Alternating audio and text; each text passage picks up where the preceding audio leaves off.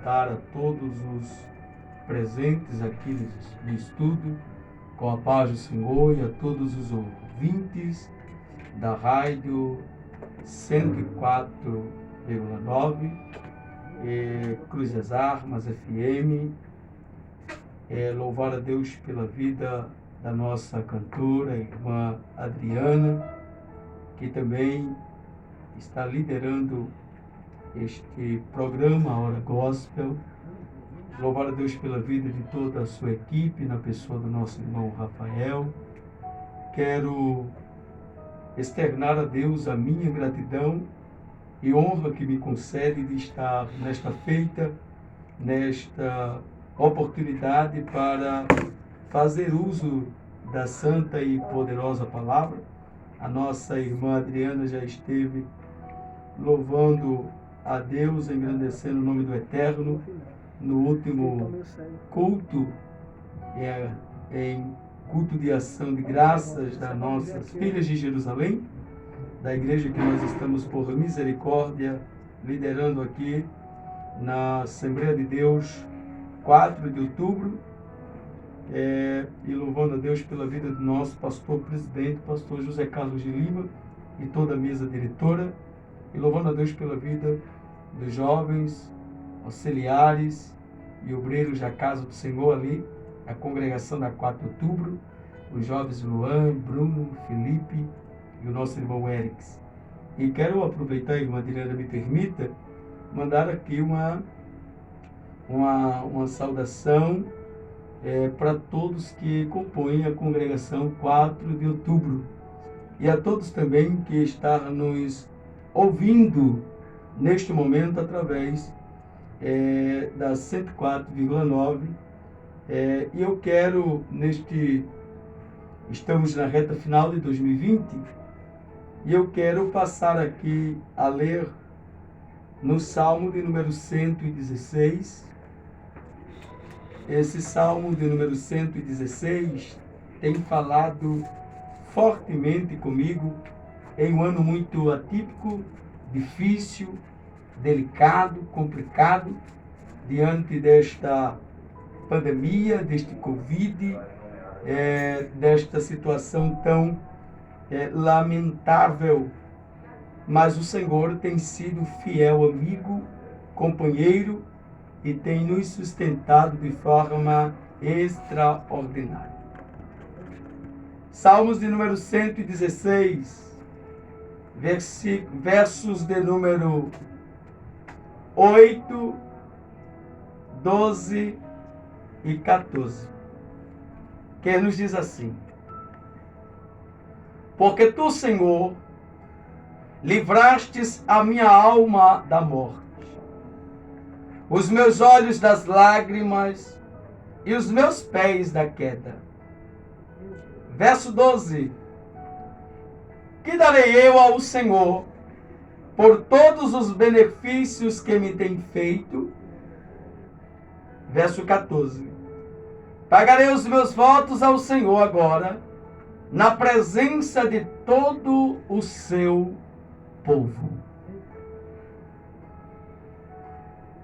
O salmista, no Salmo de número 116, os primeiros versos, ele enfrenta um momento muito difícil, um momento muito delicado.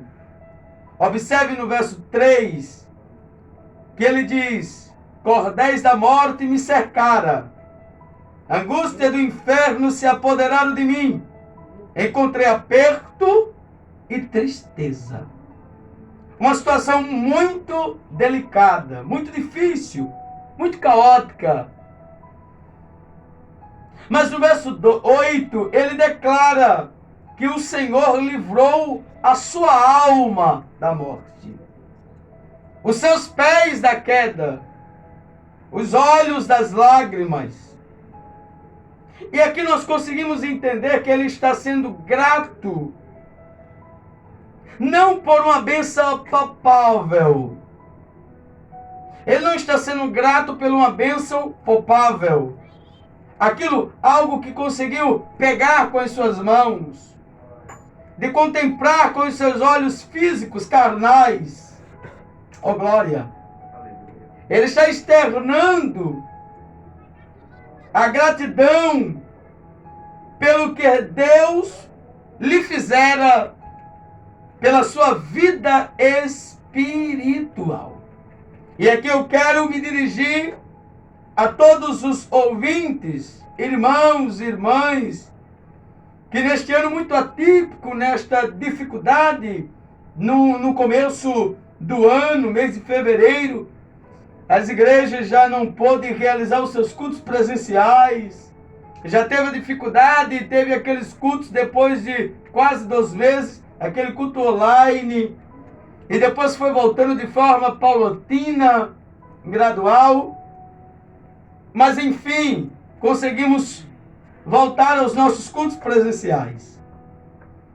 E nós não podemos de forma alguma agora que está passando esta nuvem negra e que conseguimos ainda, mesmo tendo algumas dificuldades, mas estamos conseguindo nos sentirmos mais aliviados, digamos assim. Mas não podemos agora esquecermos ou sermos ingratos pelo feito, irmã Adriana, pelo que Deus tem realizado. O que é a gratidão? É quando nós manifestamos o reconhecimento. E a gratidão é quando alguém consegue ser grato por alguém que lhe trouxe auxílio, benefício e favor. E o que Deus nos fez? E o que Deus fez por cada um de nós? Ele nos auxiliou no momento difícil. Ele nos trouxe benefício. Ele nos outorgou o seu favor. E que nós não éramos merecedores. Mas Ele fez isso tudo por 2 coisas. E 2 razões. Primeira, amor. Segundo Paulo diz que Ele amou o mundo de uma...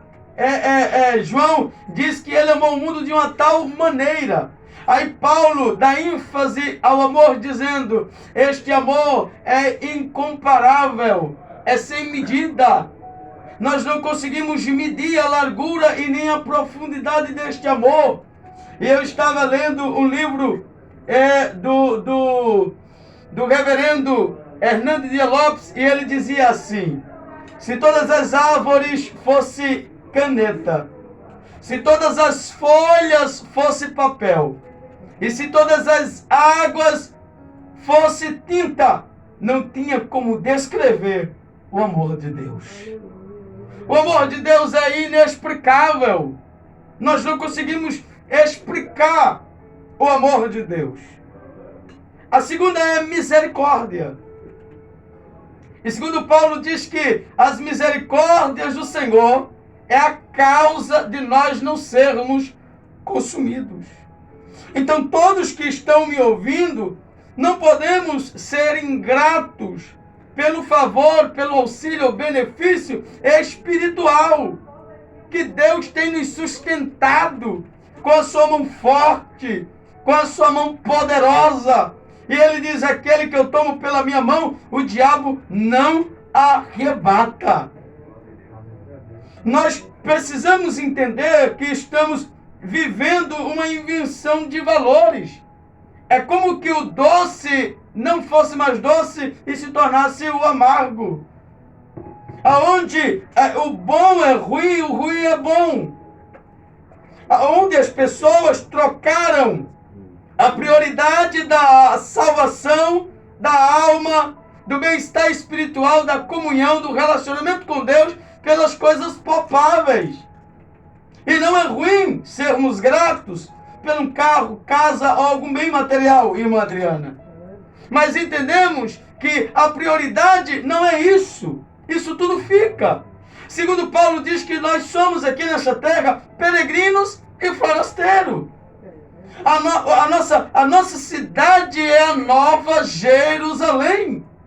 E Paulo ainda enfatiza em Tessalonicenses dizendo: e o mesmo Senhor aparecerá no céu, com alarido, com voz de arcanjo, com trombeta de Deus.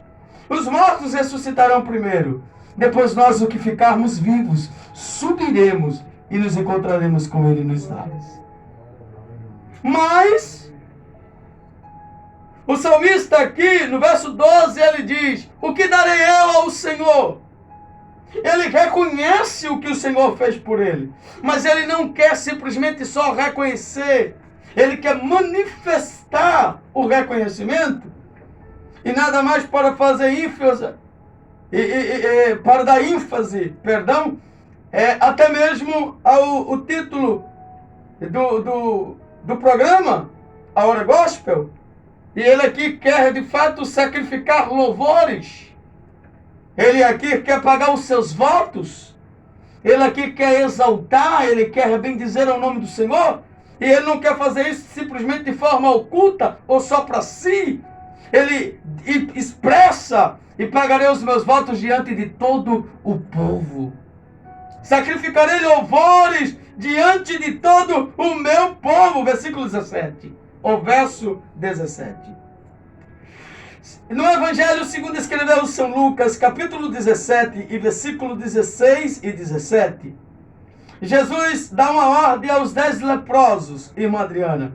Estou trazendo aqui uma palavra para quem está aí conectado nas redes sociais, para quem está através do seu aparelho, no seu carro, em sua casa, no trabalho, né? Aí nos ouvindo, irmão Rafael. E eu estou trazendo aqui uma palavra sobre gratidão, sobre a manifestação do reconhecimento daquilo que Deus fez, pelo favor, pelo auxílio. E todo este ano estamos findando e nós não podemos ser ingratos. A ingratidão é a pior coisa que possa existir. E no capítulo 17, versículo 16 e 17, Jesus deu uma ordem aos 10 leprosos. Vão apresentar seu sacerdote. Era ritual, fazia parte do costume judaico. Eles tinham que se apresentar ao sacerdote antes de voltar a desfrutar da cidadania num arraial. Ele passaria pelo sacerdote, que teria um rito para comprovar se eles estavam sãos ou não. Na época era assim. No caminho, eles perceberam que estavam restaurados. Entre os 10 voltaram. E este que voltou dentre os 10, versículo 16 diz que ele se prostrou, agradeceu, adorou, e Jesus perguntou para ele: não eram 10? Aonde estão os 9? Pasme, senhores e senhoras, o que voltou, ele era samaritano. Ele era estrangeiro. Vocês conseguem me alcançar nesta noite? Quantos israelitas não tinha ali? 9. Dentre aqueles 10, era samaritano. E o estrangeiro, que não conhecia muito bem o rito, a forma, e não entendia muito bem sobre manifestar o reconhecimento pelaquilo que alguém fez, ele voltou e agradeceu. E tem muita gente que, infelizmente, não manifesta, não consegue ser gratos pelo privilégio de estarem intactos, firme, constante e abundante na obra do Senhor. A salvação é primordial. E hoje nós estamos encontrando esta dificuldade das pessoas agora não querem mais falar sobre a salvação, sobre a alma farta, sobre o céu, o paraíso, o arrebatamento, enfim. Eu não venho aqui de forma alguma para poder trazer aqui no sentido doutrinário, mas que possamos pelo menos ser gratos a Deus. O salmista disse: ele livrou a minha alma. Ele trata de algo íntimo, interno. Ele livrou a minha alma. Olhe, você pode não ter nada. Você pode pagar aluguel, andar a pé, as portas estarem fechadas, mas se você é salvo na pessoa de Jesus, você tem um tesouro dentro de si. Você tem um passaporte que levará ao céu. A salvação é primordial. Jesus disse que adianta o homem ganhar o mundo inteiro e perder a salvação, a vida eterna. Observe que ele diz: ele livrou os meus pés da queda. Todos os dias há uma investida maligna, maléfica, diabólica. Há uma cilada, há uma arapuca. Há algo que o diabo arma, labariosa, prepara para cairmos, para fracassarmos. Oh glória, ele diz: o Senhor livrou os meus pés da queda. Eu quero liberar uma palavra profética nesta noite.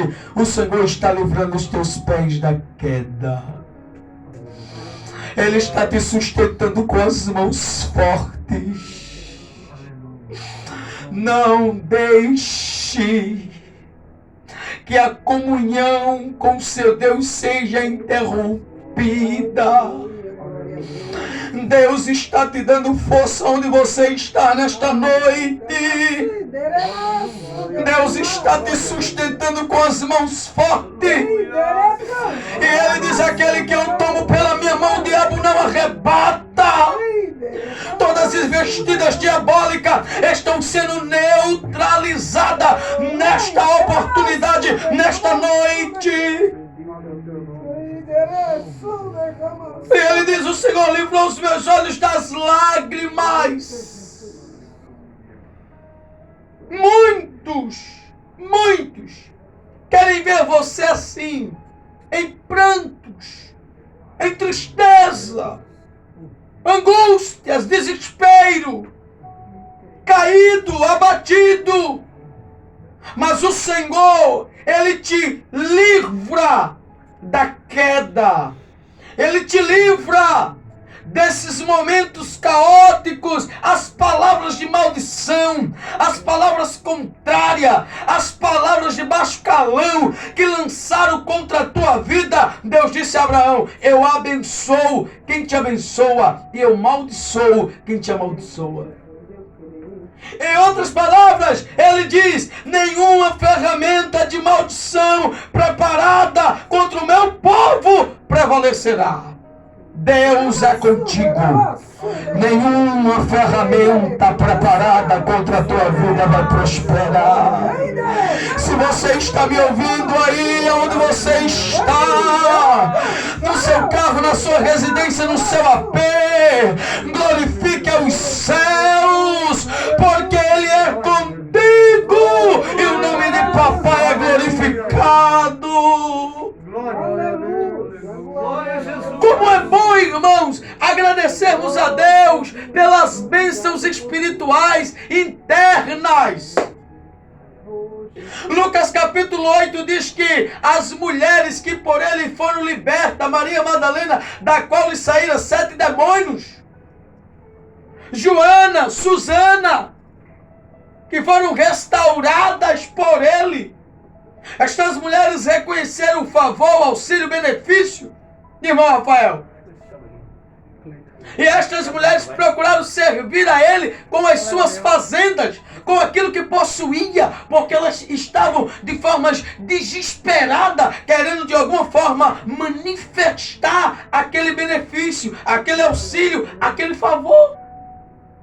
E quantas pessoas a senhora, irmã Adriana, está aqui nesta noite com a equipe, com todos, fazendo esta programação, alcançando vidas, pessoas sendo impactadas através da mensagem, do louvor, porque a senhora está aqui todos os dias da programação, Hora Gospel, porque a senhora está procurando de alguma forma retribuir aquilo que Deus lhe fez. E Deus é glorificado através disso. E pessoas aqui, eu já estou chegando aqui ao fim. E pessoas que estão agora totalmente enganado ou se enganando porque acha que as bênçãos materiais é superior à bênção espiritual. E tem pessoas que ainda não conseguiram ser abençoados materialmente, porque eles precisam primeiro ser abençoados espiritualmente. A estrutura espiritual é primeiro, para que tenhamos condições de absorver ou tomar posse da bênção material. Deus não vai de alguma forma nos abençoar sem termos estrutura de permanecermos na presença dele. Eu conheço casos, nós estamos, por misericórdia, já faz um tempo, pastoreando, dirigindo igreja, e nós temos sempre alguns casos de algumas pessoas que passam a nos confidenciar algumas coisas. E também quando o tempo que morei ali no estado de São Paulo, eu por misericórdia, aderi a algumas experiências de pessoas que de forma desesperada a bênção material, quando na realidade não tinha estrutura para adquirir. E por muito esforço, por muita persistência, até aderiram, conseguiram, conquistaram, absorveram, mas se desviaram, porque não tinham estrutura para isso. E eu costumo falar que Deus não prepara a bênção. Que é isso? Deus não prepara a bênção. O Deus que para tudo diz haja, haja, haja e acontece, ele não precisa se preocupar ou perder tempo preparando bênção. Quem é que ele prepara? A mim, a você. Esse processo é um preparo de Deus. Esse processo é um trabalhar de Deus. Essa calúnia, essa rejeição, esse desprezo, essa dor, esse levante, esse gigante, esse deserto, isso é um trabalhar de Deus para nos podar, nos moldar, nos capacitar. E Deus prepara-nos para tomar posse do que está preparado. Ele não prepara a bênção, ele nos prepara para a bênção. Alabaio sério do que faria. Aleluia! E tem pessoas que vivem de forma errônea. E eu vou mostrar biblicamente aqui para finalizar. Gênesis capítulo de número 32 vai nos contar que Jacó atravessa o vale de Jaboque. E ele faz passar 11 filhos. Observe, ele saiu da casa de seu pai Isaque sem nada. Foi para a casa de seu tio Labão. E todos conhecem a história. Ele trabalhou 7 anos por Raquel, Liveleia, e de repente trabalha mais 7 anos e conseguiu casar-se com Raquel. E ali ele começou a prosperar na casa do seu tio Labão. E fala-nos agora que Jacó, capítulo 32, ele tem 11 filhos, tem mulheres, tem servas, tem gado, tem ovelhas, tem bens materiais. Mas de repente, você vai encontrar mais abaixo, ele lutando com o anjo. E o anjo dizendo, me larga, me solta. E ele dizendo assim, não, eu só te solto quando tu me abençoares. Aí eu pergunto, que bênção era esta que Jacó queria? Porque filhos é bênção e ele já tem 11. Porventura ele quer mais 11? Ele não quer filhos, porque filhos ele já tem. Ele não quer mulher, mulher ele já tem. Ele não quer servas, servas ele já tem. Ele não quer servos, servos ele já tem. Não quer ovelha porque já tem. Não quer gados porque já tem. O que ele quer? E o anjo pergunta para ele, como é o teu nome? E ele diz, o meu nome é Jacó. E ele diz, pronto, não chamarás mais Jacó, e sim Israel.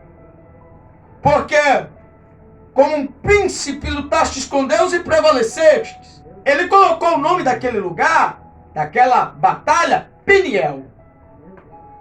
Porque ele viu o Senhor face a face. Pastor, E qual foi a benção? E ele diz assim: e o Senhor